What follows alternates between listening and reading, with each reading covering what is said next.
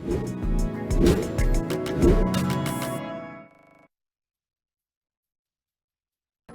मैं हूं सारा चौहान। विदेश की खबरें आप देख रहे हैं और ह्यूस्टन से लाइव इस वक्त मैं आपके सामने मौजूद हूं। और सबसे पहले हम बात करेंगे अमेरिका के शटडाउन की। जी हाँ, बिल्कुल ठीक सुना है आपने, अमेरिका में शटडाउन लग गया है और जिसकी वजह से कई सारी प्रॉब्लम्स अब खड़ी हो रही हैं। दरअसल प्रेसिडेंट डोनाल्ड ट्रंप की रिपब्लिकन पार्टी और इसके साथ ही साथ विपक्ष की डेमोक्रेटिक पार्टी के बीच में एक बिल को लेकर बात नहीं बन पाई और उसके बाद अमेरिका में लग गया शटडाउन। जी हाँ, 1981 के बाद देखा जाए ये 15वीं बार है जब अमेरिका में शटडाउन हुआ है और अगर हम 1918 के बाद देखें तो ये पहली बार शटडाउन लग रहा है। पिछली बार का जो शटडाउन है पूरे 45 दिन चला था। दरअसल कांग्रेस सहमति नहीं बना पाई है। जो आकलन किया गया है उसके मुताबिक 7,50,000 संघीय कर्मचारी फर्लो यानी कि अनिवार्य छुट्टी पर जा सकते हैं और उनका वेतन तब तक रोका जा सकता है जब तक कि सरकार काम पर लौटकर पारिश्रमिक का आदेश नहीं देती है। कई जो जरूरी कर्मचारी हैं जैसा कि सेना के एयर ट्रैफिक कंट्रोलर और बॉर्डर एजेंट ड्यूटी, ये जो लोग हैं, ये तमाम लोग ये काम करते रहेंगे पर वो कुछ समय के लिए बिना वेतन काम कर सकते हैं। हालांकि शटडाउन को लेकर एफबीआई एजेंट्स एसोसिएशन और दूसरे सुरक्षा समूहों ने वार्निंग दे दी है। इसमें जांच, निगरानी और फॉरेंसिक कार्य प्रभावित हो सकते हैं पूरी तरीके से। उनका कहना है कि संसाधन कम होने से आतंकवाद, ड्रग तस्करी और साइबर खतरों से निपटना मुश्किल होगा। वहीं दूसरी तरफ आंतरिक विभाग यानी कि डीओआई की योजना के मुताबिक कई नेशनल पार्क आंशिक रूप से खुले रहेंगे पर सेवाएं कम होंगी और जो संवेदनशील हिस्से हैं वो बंद किए जा सकते हैं। इस दौरान कुछ ऐसे राज्य हैं जो अपने स्तर पर सहायता देने की पेशकश कर रहे हैं और वहीं न्यूयॉर्क की गवर्नर कैथी हुचिल का कहना है कि इस बार राज्य का पैसा इस्तेमाल करके स्टैच्यू ऑफ लिबर्टी को खुला नहीं रखेंगे। इसलिए अगर केंद्र सरकार सेवाएं बंद कर देगा तो वहां भी सेवाएं हैं पूरी तरीके से प्रभावित हो सकती हैं। हालांकि ये खुला रहेगा, लेकिन अब सवाल ये है कि आगे क्या होने वाला है। कांग्रेस के दोनों सदन आगे अब बहस करेंगे पर सीनेट में 60 वोट चाहिए थे जो इस बार नहीं जुट पा रहे हैं। अगर डील नहीं बनी तो शटडाउन और भी लंबा चल सकता है और इसका असर कई महीनों तक भी देखने को मिलेगा। लोगों की सैलरी में काफी देरी हो जाएगी, सरकारी सेवाओं में कटौती होगी और राष्ट्रीय सुरक्षा, जी हाँ, राष्ट्रीय सुरक्षा की जो कार्रवाइयां हैं उन पर बहुत बड़ा दबाव देखने को मिलेगा।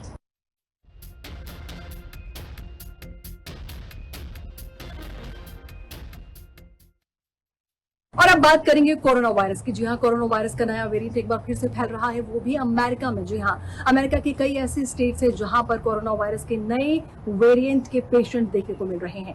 इस वेरिएंट का नाम है जीएफएक्स स्ट्रेटस। जी हाँ, जीएफएक्स स्ट्रेटस कोविड-19 वेरिएंट अमेरिका के 19 राज्यों में फैल रहा है। वहीं यूके में भी सबसे ज्यादा कोरोना कि इस वेरिएंट के पेशेंट्स देखे जा रहे हैं। ठंड की दस्तक देने के साथ ही अमेरिका और ब्रिटेन में कोरोना वायरस का वेरिएंट लोगों में तेजी से इन्फेक्टेड हो रहा है या फिर ये कहें कि संक्रमित कर रहा है। इस वेरिएंट का नाम जीएफएक्स, जिसे आमतौर पर स्ट्रेटस वेरिएंट भी कहा जाता है। अगर हम अमेरिका की बात करें तो जीएफएक्स स्ट्रेटस कोविड-19 वेरिएंट अमेरिका के 19 राज्यों में फैल रहा है, विशेष रूप से नेवाडा, यूटा, कनेटिकट और डेलावेयर में। कोरोना का जीएफएक्स स्ट्रेटस वेरिएंट कितना खतरनाक है, चलिए जानते हैं। डब्ल्यूएचओ यानी विश्व स्वास्थ्य संगठन ने 25 जून को एक डॉक्यूमेंट पब्लिश किया था जिसमें जीएफएक्स को ऐसा SARS-CoV-2 वेरिएंट माना गया जिनको मॉनिटरिंग के लिए रखा गया है। इसे पहली बार जनवरी 2025 यानी इसी साल के पहले महीने में दक्षिण पूर्व एशिया में पाया गया था। फिर ये एक तरह से कहा जाए कि तेजी से फैलने लगा। ये हमारे इम्यून सिस्टम को चकमा देता है और आंशिक रूप से इस वजह से वेरिएंट को थोड़ा ज्यादा संक्रमित माना जा रहा है। चलिए अब आपको ये बता देते हैं कि इसके संक्रमण के लक्षण क्या है। जैसे कुछ सामान्य लक्षण होंगे, गले में आपके खराश होगी, खांसी होगी, बंद नाक होगा, नाक बहेगा भी, बुखार या ठंड भी लगेगी, सांस लेने में आपको तकलीफ होगी, थकान होगी, सिर दर्द होगा, मांसपेशियों में दर्द होगा, मतली भी आएगी, उल्टी या दस्त हो सकते हैं। अब जीएफएक्स पिछले ओमिक्रॉन वेरिएंट की तुलना में कितना ज्यादा खतरनाक है ये आपको बताते हैं। दरअसल डब्ल्यूएचओ का कहना है कि मौजूदा कोविड-19 की जो वैक्सीन है, टीके हैं, वो इसके खिलाफ प्रभावी रूप से काम कर रहे हैं।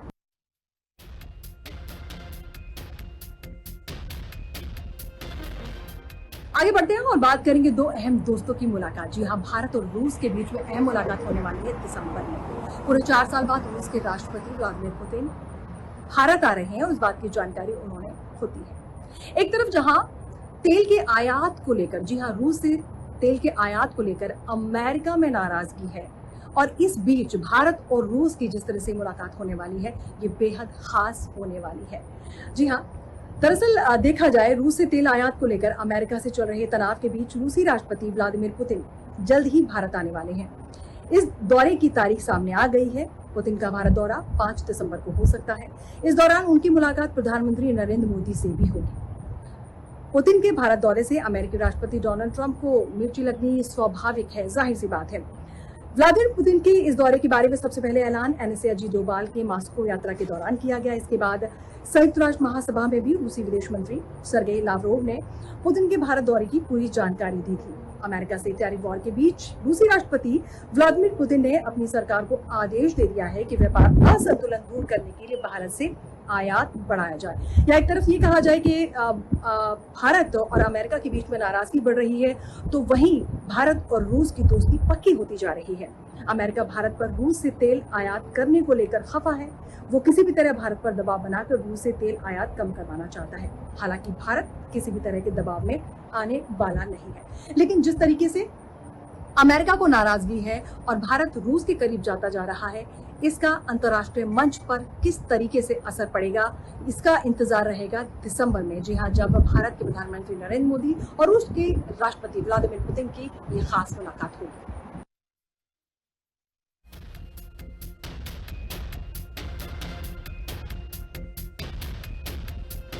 और अब बात करते हैं भारत और चीन की। भारत और चीन के बीच डायरेक्ट फ्लाइट सेवाएं फिर से शुरू की जा रही हैं।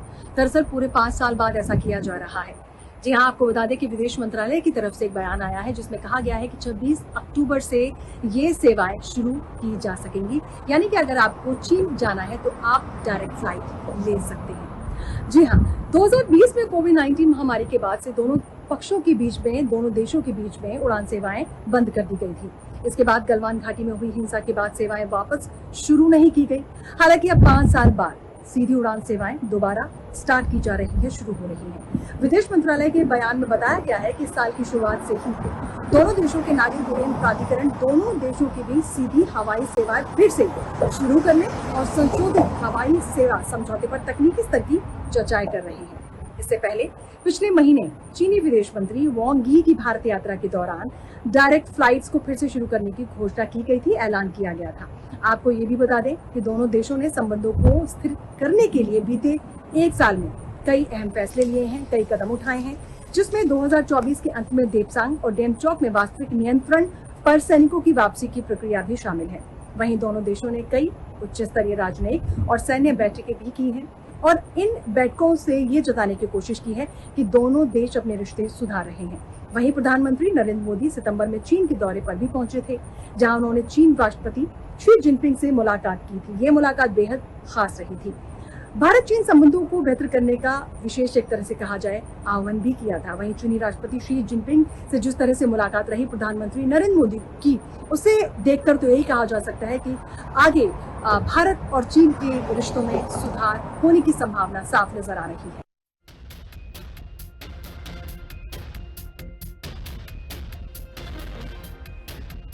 और अब मैं आपको जापान लिए चलती हूँ, जहां पर आयरन लेडी साने तकाइची प्रधानमंत्री बन सकती हैं। सितंबर में ही जापान के प्रधानमंत्री ने इस्तीफा दे दिया था और उसके बाद से लिबरल डेमोक्रेटिक पार्टी अपने अध्यक्ष पद का चुनाव कर रही है, जो कि हो रहा है 4 अक्टूबर को। जी हाँ, दरअसल जापान में बहुमत वाली पार्टी का अध्यक्ष ही प्रधानमंत्री बनता है। ऐसे में ये चुनाव जो भी जीतेगा उसे संसद में वोटिंग के बाद प्रधानमंत्री बनाया जाएगा। पार्टी अध्यक्ष पद बनने की रेस में 5 उम्मीदवारों के नाम है, लेकिन मुकाबला 2 उम्मीदवारों में सबसे खास बन पड़ा है।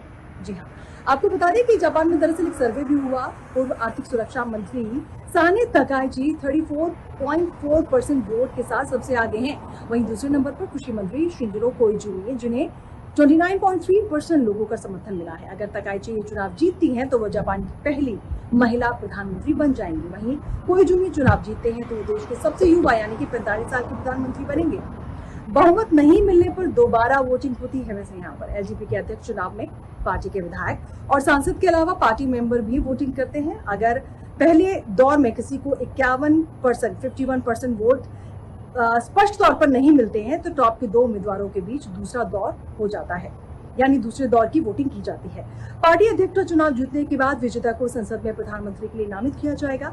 बहुमत हासिल करने के बाद वो प्रधानमंत्री की शपथ लेगा।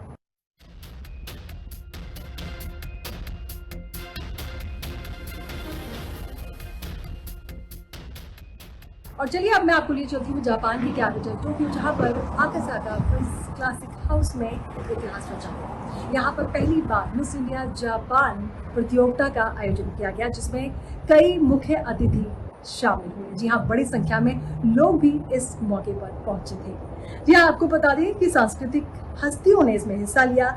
ये भव्य और बड़ा आयोजन नुपुर तिवारी के जरिए किया गया, जो कि भारत की एक छोटे से गांव से ताल्लुक रखती है। नुपुर तिवारी ने कनेक्ट इंडिया जापान की स्थापना भी की है, जो कि दोनों देशों के बीच सांस्कृतिक कूटनीति में अग्रणी संगठन है।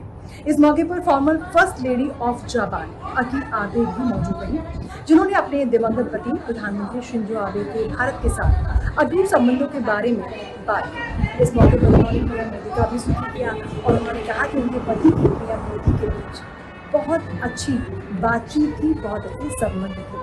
इसके अलावा उन्होंने नुपुर तिवारी की प्रशंसा की और कहा कि वो असली मिस इंडिया जापान तो खुद है। जी हाँ, और जिसको सुनते ही नुपुर तिवारी काफी भावुक हो गई। तस्वीरें आप देख रहे हैं। इसके बाद टोक्यो स्थित भारतीय दूतावास के में जो प्रभारी हैं आर मधुसूदन और जट्टू के कार्यकारी सलाहकार काजुया नाकाजू ने भी वहाँ मौजूद लोगों को संबोधित किया। ये जो तस्वीरें आप देख रहे हैं उसी कार्यक्रम की है। जी हाँ, इसकी जो शुरुआत है वो उत्सुक मायदा के मनमोहक भारतीय शास्त्रीय नृत्य से हुई। इस मौके पर 20 फाइनलिस्ट 3 सांस्कृतिक प्रस्तुतियों के साथ मंच पर नजर आए। पहले राउंड में देश की शाश्वत परंपरा को दर्शाते हुए सुरुचिपूर्ण जापानी किमोनो ने प्रस्तुति की। दूसरे राउंड में प्रतियोगियों ने भारत की विरासत पर प्रतिनिधित्व करते हुए जीवंत भारतीय साड़ियां पहनी और अंतिम राउंड में जो प्रतियोगी थे उन्होंने इस प्रतियोगिता में आधुनिक परिधान पहने, जिसमें वैश्विक भव्यता और सांस्कृतिक गौरव का मिश्रण साफ तौर पर नजर आ रहा था। इस इवनिंग का मुख्य आकर्षण चिहारू सकामोटो रही, जिनको पहली मिस इंडिया जापान 2025 का खिताब हासिल हुआ, जबकि शैली सिंह है वो यहाँ पर रही first runner up.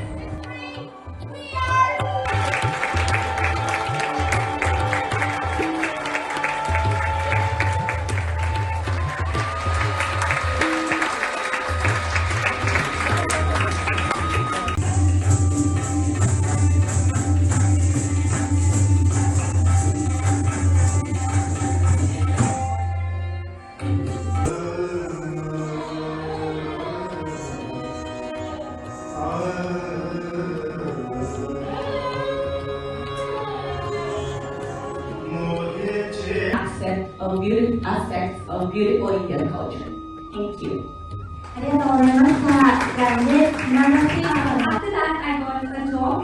の方と別で一般投票もございます。皆様それぞれ投票をいただきます。ぜひ番号の以上、皆様の演奏の方ちょっと手元か何かで。You have that carefully. You have to vote one.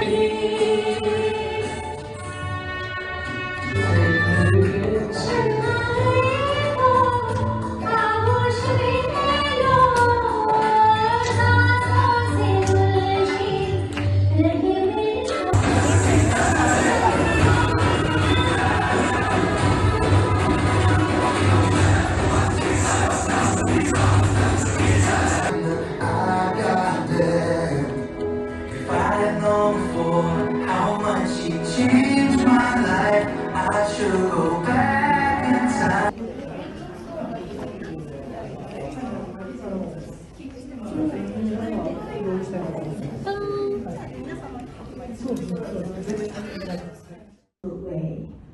Ladies and gentlemen, it was Nupur Tiwari who first had the idea for this project and made it happen. And truly, Nupur, you deserve the title Miss India Japan more than anyone else. And I'm sure many of you feel the same. I want to express my heartfelt respect for Nupur's efforts in bringing us all to this day. Soon I must take my leave. I'm sorry, but I believe this will become a truly wonderful event. Thank you very much.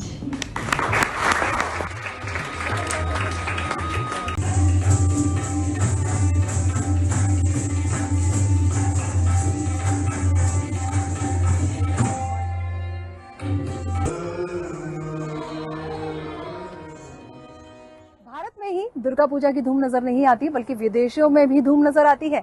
Japan की capital Tokyo लिए चल रही हूँ, जहाँ पर 2 जगहों पर बड़े बड़े पंडाल लगाए गए। जी हाँ, दुर्गा पूजा की गई और वहां पर बड़ी संख्या में लोग पहुंचे हुए थे। ना सिर्फ बंगाली कम्युनिटी के लोग पहुंचे हुए थे, बल्कि जापान में जो रहने वाले दूसरे समुदाय के लोग हैं वो भी वहां पर पहुंचे हुए थे और बढ़ चढ़कर हिस्सा लिया। सबसे खास बात रही माँ दुर्गा की पूजा। जी हाँ, जिस तरीके से भारत में विशेष आरती की जाती है, खासतौर पर तैयारियां की जाती हैं, उसी तरह की तैयारियां आप भी इन तस्वीरों में साफ तौर पर देख सकते हैं। जी हाँ, इस बार भी माँ दुर्गा का भव्य पंडाल सजाया गया, जिसमें सभी ने बढ़ चढ़कर हिस्सा लिया। दूर दूर से आए लोगों ने धूमधाम से, एक तरह से कहा जाए, माँ दुर्गा की पूजा अर्चना की और सभी रस्मों को निभाते हुए माँ दुर्गा की आराधना की। इसमें ना सिर्फ केवल बंगाली कम्युनिटी बल्कि और लोगों ने भी बढ़ चढ़कर हिस्सा लिया, जिसमें तमाम तरह के सांस्कृतिक कार्यक्रम हुए।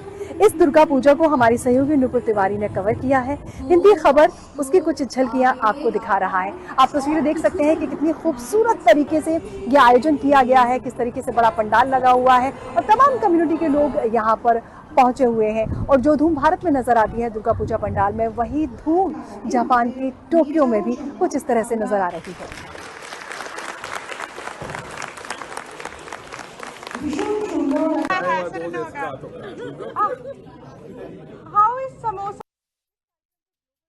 और चलिए अब मैं आपको ले चलती हूँ अमेरिका के शिकागो। जी हाँ, शिकागो को इलिनॉय में एक बेहद खास कार्यक्रम किया गया, विकसित भारत रन। ये एक तरह से कहा जाए कि वैश्विक मंच पर ये एक आंदोलन का रूप ले चुका है।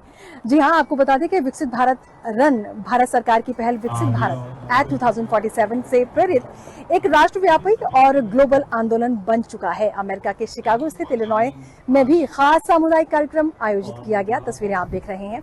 इस कार्यक्रम को global Indian diaspora foundation, Chicago स्थित भारतीय महावाणिज्य दूतावास ने लीड किया। इलिनॉय में एक पेड़ मां के नाम अभियान के तहत वृक्षारोपण भी किया गया। अमेरिका में हिंदी खबर की प्रतिनिधि वंदना झिंगर ने एक पेड़ मां के नाम लगाया। कार्यक्रम में परिवार, फिटनेस प्रेमी और समुदाय के सदस्य स्वास्थ्य, एकता और 2047 तक एक विकसित राष्ट्र के भारत के दृष्टिकोण का जश्न मनाने के लिए एक साथ नजर आए। आपको ये भी बता दें कि आपका अपना चैनल, जी हाँ, हिंदी खबर, इस कार्यक्रम में पार्टनर भी रहा। ये खूबसूरत तस्वीरें उसी कार्यक्रम की आप देख रहे हैं।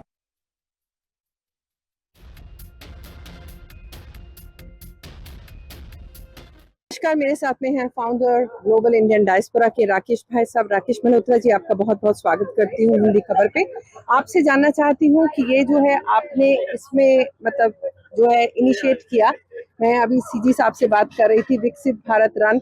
मैंने कहा दौड़ेगा भारत तो चौथे से तीसरे, तीसरे से दूसरे और 1 नंबर पे जाएगा। ये हम डायस्पोरा के लिए भी बहुत खुशी की बात है, क्योंकि हम अपना सिर गर्व से ऊंचा कर सकते हैं और डायस्पोरा ने काफी कॉन्ट्रीब्यूशन किया है। और यहाँ देखते हैं, क्योंकि हम जहाँ पे भी रहते हैं एक फूल खिलता है, सबसे बड़ी बात है। हम लोगों ने ये हमारी जो प्रकृति कहें या हमारे संस्कार कहें कि हम जहाँ भी जाते हैं वहाँ महक आते हैं। नमस्ते वंदना जी, यानी हिंदी खबर के सभी श्रोताओं का विकसित भारत रन में हार्दिक अभिनंदन। जैसा कि वंदना जी ने कहा, विकसित भारत रन भारत की स्टोरी इंडियन अमेरिकन डायस्पोरा तक पहुंचाने का एक प्रयास है। ये प्रयास है डायस्पोरा को भारत की जड़ों से जोड़ने का। ये प्रयास है युवा पीढ़ी को भारत में हुए ट्रांसफॉर्मेटिव रिफॉर्म्स को अवगत कराने का और नई पीढ़ी में जागृति लाने का, हमारी संस्कृति के प्रति, हमारी विरासत के प्रति और हमारे विकास के प्रति। तो द पर्पस ऑफ दिस विकसित Bharat run and involvement of global diaspora, global Indian diaspora is primarily to involve everyone Indian American into the process of development and appeal to all the Indian diaspora to contribute in the development of India in whatever way they can. आपका हमसे बात करने का बहुत बहुत आभार, धन्यवाद। इस तरह के कार्यक्रम होते रहें और हम लोगों को सबको इसमें बढ़ चढ़ करके भाग लेना। Thank you Vandana ji. Houston से लाइव बुलेटिन में बस इतना ही। अगले शनिवार ठीक 5 बजे आपसे मुलाकात हो जाएगी। विदेश की तमाम बड़ी खबरें समेटकर मैं आपके सामने एक बार फिर से हाजिर हो जाऊंगी। तब तक आप अपना ख्याल रखें। हिंदी खबर लगातार देखते रहिए। नमस्कार।